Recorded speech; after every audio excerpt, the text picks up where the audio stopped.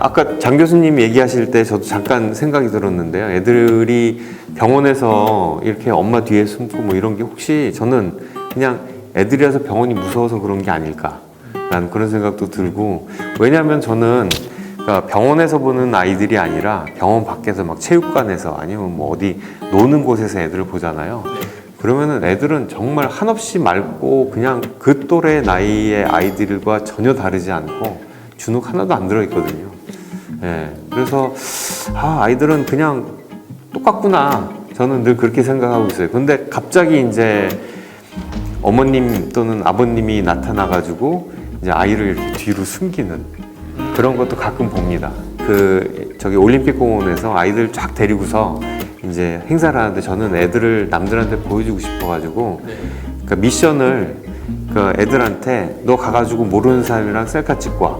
그럼 우리 선물을 줄게. 막 해가지고 풀어놨어요. 그래서 막 미친 듯이 돌아다니면서 애들이 이제 그 셀카를 찍어오고 뭐 그러면서 이제 애들이 사람들한테 다가가는 걸 연습을 시키는데 그걸 하는 동안에 부모님들은 나무 뒤에서 이렇게 그러니까 애들이 막 돌아다니는 모습이 익숙하지 않아가지고 그런 것들이 되게 좀 안쓰러웠어요.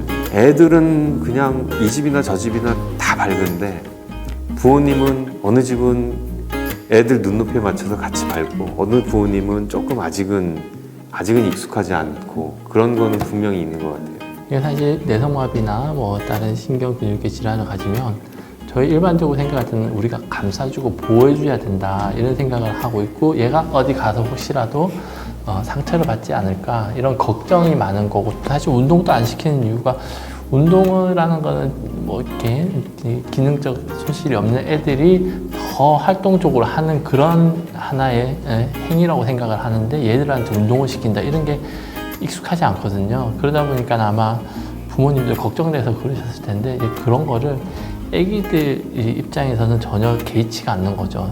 그래서 훨씬 더 밝고, 사실은 이제 저희도 정형외과, 소아정형외과에서는 뭐 이런 신경근육계 질환 말고도 태어날 때부터 뼈가 엄청 잘 쉽게 부러진 애들이 있어요. 그냥 툭 부딪히면 부러져요. 유리처럼. 그런 애들은 뭐 성장이 끝날 때까지 뭐 평균 뭐 10대 번씩 부러지거든요. 근데 그럼 되게 우울할 것 같잖아요. 활동도 못 할 것 같고. 그런데 항상 만나면 밝아요. 어찌나 밝은지 제가 문헌을 찾아본 적도 있어요. 이 친구들은 도대체 이 디지즈 버든이라는 게 낮은가 높은가. 근데 생각보다 저희가 생각하는 그런 고정관념이 어떻게 보면 문제일 수 있고 그 환자 입장에서는 개의치 않을 수도 있어요. 그래서 그런 것들을 교수님께서 더 많이 보여주셔서 저도 뭐 예를 들어서 이제 중도장애랑 선천장애랑 이렇게 아주 어렸을 때부터 이제 장애를 입은 사람, 그다음에 이제 비장애인으로 살다가 장애를 입은 사람, 네네 완전히 나뉘거든요. 완전 다르겠죠. 네. 중도장애를 입으신 분들은 그러니까 장애를 입은 다음에 한 2, 3년 동안에 완전 굉장히 깊은 무드의 수렁으로 빠졌다가 그걸 회복을 하시는데, 회복을 하신 다음에도 그러니까 손상을 입기 전이랑 자기를 계속 비교를 하세요. 할 수 있는 것보다 할 수 없게 된 거에 대해서 굉장히 포커스가 돼 있으시고. 근데 선천장애 있는 아이들은 애초에 그런 게 없는 거죠. 그렇죠. 비교할 것도 없고 그냥 자기 생활이 즐거운 거야. 자꾸 엄마가 걸으라는데 못 걷는 거에 대한 스트레스만 있을 뿐이지 그것만 하면은 그냥 다 게임하고 막 셀카 찍는 거 좋아하고 막 다 하는데, 어머니들은 이제 애들 찍지 마세요. 애들은 막 찍겠다고 막 이러고 들이미는데 엄마는 찍지 마세요. 막 이렇게 하고 그런 것들이 이제 좀 차이가 있는 거예요. 저도 그런 것 같아요. 그러니까 아이가 자기가 갖고 있는 장애를 좀 수용하고 인식하고 좀 받아들이는 과정이 빨리 되는 아이들은 뭐 정서 발달이나 그런 사춘기가 와도 그런 시기를 좀 무난하게 넘기는 것 같은데, 그런 거를 이제 아까 말한 중도장애인처럼 이제 비장애인의 삶을 살다가 이제 장애를 겪게 되는 아동들도 이제 그렇게 되면은 몇 년간은 말 그대로 그런 신체적인 증상이랑 같이 해서 이제 심리적으로 굉장히 그런 우울 증상에 대한 것도 많이 보이고 좀 더 사춘기가 있을 때 그런 부분들을 좀 더 힘들어하는 것 같더라고요.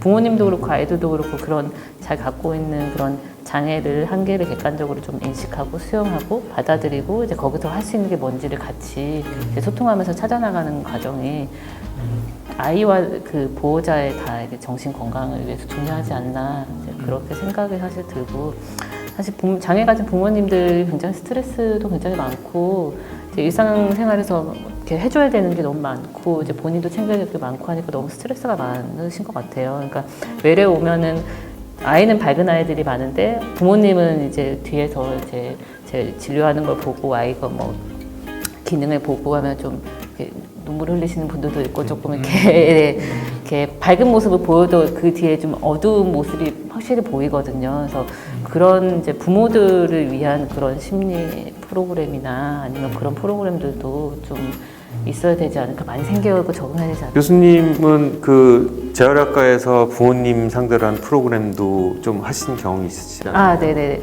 저는 사실 어떤 부모님들의 심리적, 정신적 건강을 이렇게 챙겨주는 그런 프로그램을 한 건 아니지만, 이제 부모님들이 보면은 이제 아이들이 왜 이렇게 됐는지, 아이들이 발달 지연이 있을 때 어떤 증상이 나타나고, 이걸 집에서 어떻게 도와줄 수 있는지 잘 모르시는 분들이 굉장히 많으시더라고요. 그래서 저희가 그때 예전 병원에서 치료사 분들이랑 같이 해서 부모 치료사 만들기라는 프로그램으로 이제 아이의 언어나 인지나 또 운동이 느려진 아이들에서 어떻게 해서 그렇게 생기고 그런 것들이 이제 뇌 발달이랑 연관이 많고 이제 그 뇌 발달을 좀 도와주기 위한 여러 가지 그런 유용한 팁들을 좀 강의하는 소개하는 그런 부모 교실을 했었는데 부모님들이 굉장히 반응이 좋으시더라고요. 이렇게 알게 되니까 좀 더 아이에게 적극적으로 할 수 있겠다 이런 말들을 많이 듣고 피드백을 많이 주셔가지고 그런 프로그램들이 이제 뭐 어쨌든 다양하게 좀 많이 생겼으면 좋을 것 같아요. 근데 또 코로나 상황으로 이런 대면이 안 되니까 이제 그런 부분이 좀 안타깝긴 한데 비대면으로도 그런 프로그램들을 이제 좀 많이 적용할 수 있으면 부모님이 잘 알고 아이의 장애를 정확하게 객관적으로 인식하고 이제 그거를 도와줄 수 있는 방법을 객관적으로 찾아간다면은 좀 더 아이에게도 좋고 네, 부모님에게도 그런 심리적 부담이 좀 줄지 않을까. 그 얘기를 들으니까는 저도 하나 생각나는 게 있는데요. 그러니까 부모님, 장애 아이를 가지고 있는 부모님은 장애에 대한 경험이 없잖아요. 네. 예. 그게 아이들의 양육에 굉장히, 그러니까 어떻게 보면은, 걸림돌이라고, 그러니까 장애 아이를 갖고 있는 부모님들은 장애의 경험이 없잖아요. 그렇기 때문에 얘네들을 어떻게 지도해야 된다는 거에 대한 그런 개념이 아직은 많이 준비가 돼 있는 상태가 아닌 거죠. 그래서 아이들을 키울 때 1살 됐을 때, 2살 됐을 때, 3살 됐을 때, 나는 어렸을 때, 또는 그 비장애 형제들은 어떻게 키웠는데 얘는 전혀 그런 식으로 반응을 안 하네? 어떻게 키워야 되지? 그러다 보면은 계속 이제 누구를 물어보고 누구한테 물어보고 하는데 장애는 유형마다 굉장히 특성이 다르잖아요. 근데 저 아이는 또 그런 특성이 아닌데 저 아이는 저렇게 했다더라를 우리 아이한테 짚어넣으려니까는 그것도 안 맞는 거예요. 그 실패를 반복하는 거에 대한 뭐 힘들어 하시는 그런 것들이 계속 쌓이는 거죠. 저는 그러니까 아이들을 보는 것뿐만 아니라 가족을 보니까는 그러니까 이 아이랑 얘기를 하다가 부모님이랑 얘기를 해보면은 이 부모님이 이래서 아이가 이렇게 지금 활달하구나 이런 부모님들이 진짜 몇 분이 계세요. 네. 그런 부모님의 경험을 그런 부모님도 얘 어렸을 때 뭐는 해봤더니 전혀 소용없고 뭐 이런 경험들이 있으세요. 애 뭐 휠체어 타도 자빠지면 그때 그냥 모른 척하고서 뭐 돌아서면은 어떻게든 일어나고 막 이런 거를 했다더라 뭐 이런 얘기들을 부모님들끼리 좀 공유하면 공유하면 좋겠다라는 그런 생각도 많이 하고 있어요.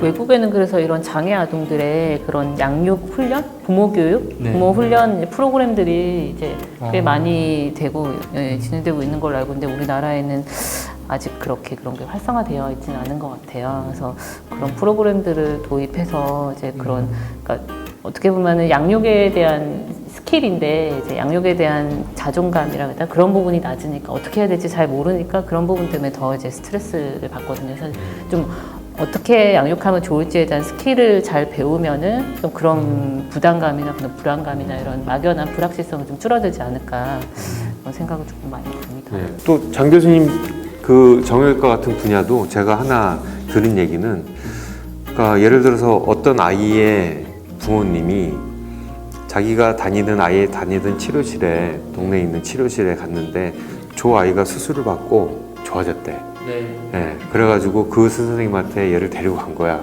근데 그 정형외과 선생님은 얘는 대상이 아니어서 수술 못 해드립니다. 라고 얘기를 한 거예요.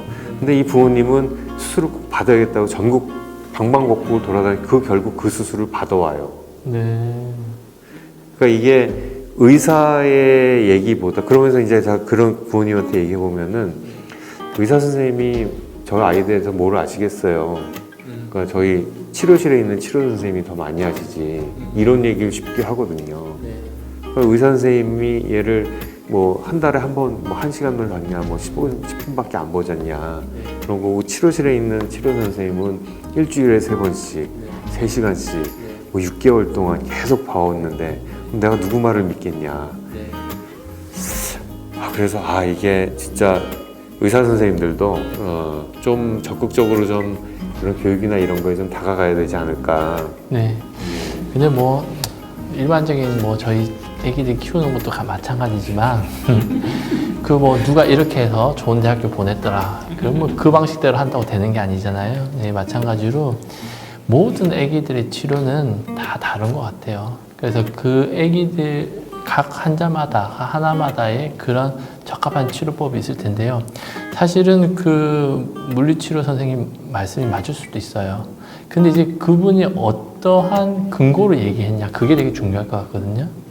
그러니까 객관적인 검사를 바탕으로 이 친구는 이래서 안 될 것 같고, 객관적인 검사를 바탕으로 이 친구는 될 것 같고, 이렇게 얘기한다면 그게 맞다고 생각하거든요. 그래서 그냥 누가 저 의사 찾아가면 잘한다더라 이렇게 해서 하는 것보다 에비던스 베이스죠. 어떤 검사를 해보니까 이 근력이 뭐 GMFCS 뭐 3지만 얘는 근력은 뭐 4, 5다. 그러면 좀 도와주면 좋을 것 같은데 뭐 얘는 GMFCS 3인데 더하기 근력이 1, 2다. 뭐 수술한다고 좋아지기 힘들죠.